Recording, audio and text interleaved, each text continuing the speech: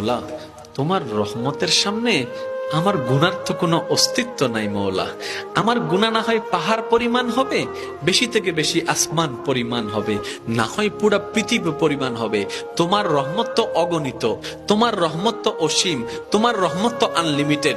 এবার রব্বে করিম বলে, তাহলে ঘাবড়াস কেন, তাহলে মন ছোট করস কেন? আরে গুনাহ করেছো তো করেছো, কি হয়েছে?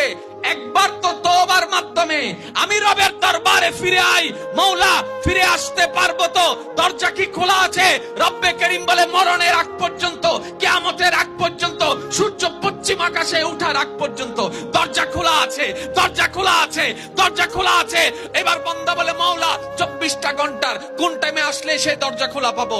রব্বে করিম বলে, আরে ব্যাংকের দরজা খোলা থাকে নির্দিষ্ট সময়ে, অফিস আদালতের দরজা খোলা থাকে নির্দিষ্ট সময়ে, এমনকি ঘরের দরজাও খোলা থাকে নির্দিষ্ট সময়ে, এর বাইরে যাই না। কিন্তু তোর রবের দরবার এমন একটা দরবার, 24টা ঘন্টার যেই কোনো মুহূর্তে তুই আসবি, তোর রবের দরবার তোর জন্য খোলা থাকবে। সুবহানাল্লাহ।